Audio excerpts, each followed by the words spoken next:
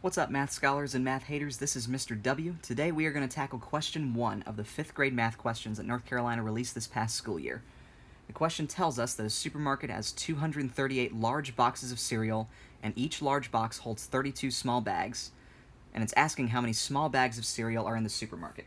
So the two big skills that you'll need to know to do well in a question like this are how to translate a problem and then how to multiply large numbers.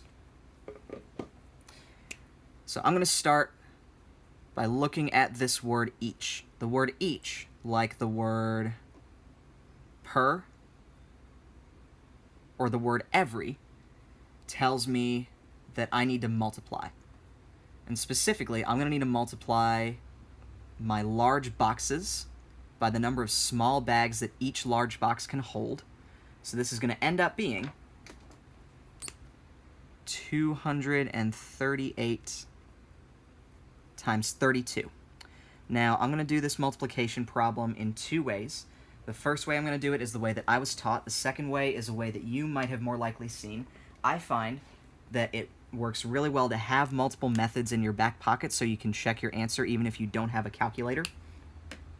So I'm going to start with the way that I remember learning how to do this kind of multiplication problem, the so-called standard algorithm, where I'm going to start by looking at just my ones digit of my bottom factor, 2, and I'm going to multiply 2 by each of these numbers as I go across. So 2 times 8 is 16, also known as 6 ones and 1 10.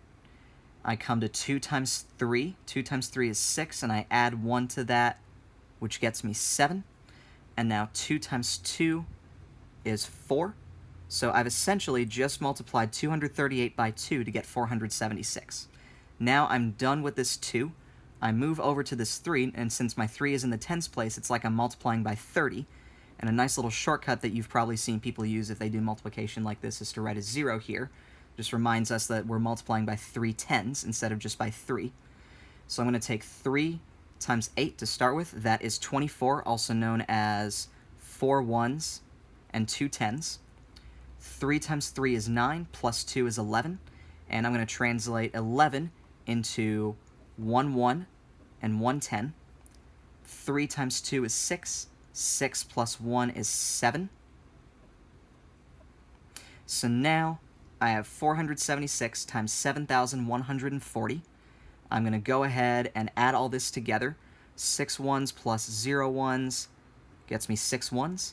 7 tens plus 4 tens gets me 11 tens, also known as 110 and 100. 100 plus 4 hundreds plus 100 equals 6 hundreds, and then 7 thousands, I don't have to add anything to that. We end up with 7,616, which looks like answer D. So I'm going to go ahead and say that that's my right answer, but I'm also going to go ahead and do this multiplication the other way that you might have seen, which is the so-called box method. Now in the box method, I'm going to take 238, and I'm going to split it into 200 plus 30 plus 8. So basically how we might say this number as hundreds, tens, and ones, I'm just going to split it up like that. Down a column here, I'm going to do the same thing with 32, turn it into 30 plus 2. I'm going to draw my box. And now I'm just going to multiply whatever number is in the row by whatever number is in the column. And just like how, if you have seen any of my questions like this in the 4th grade math section, I talk about very often how we do the same individual multiplication problems in the box method that we do in the standard algorithm. The box method just arranges them in a bit of a different way. So we're going to go ahead and do that here. 30 times 200 is the same thing as 3 times 2, which is 6. And since I had 1, 2, 3 zeros, I'm going to just tack those on. So this gets me 6,000. 30 times 30. 3 times 3 is 9. I had 1, 2 zeros, so that's 900. 30 times 8 is the same as 3 times 8, which is 24. I put my extra 0 onto the end of that. Now I come down and work with 2 here. 2 times 200 is the same thing as 2 times 2, which is 4. Put my 2 zeros on the end of that. 2 times 30 is the same thing as 2 times 3, which is 6, with a 0 on the end of it. And then 2 times 8 is just 16 with no zeros. So now I'm going to try to make use of the very little space that I have left and just add up all these numbers. That's 6,000, 900, 400, 240, 60, and 16.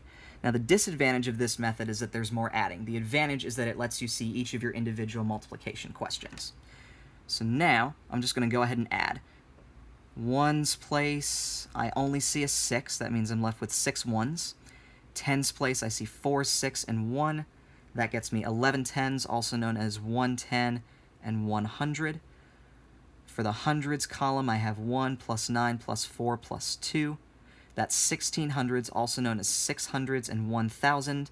And now for my thousands column, 1,000 plus 6,000 equals 7,000. So I still get 7,616. Same answer as with the other method.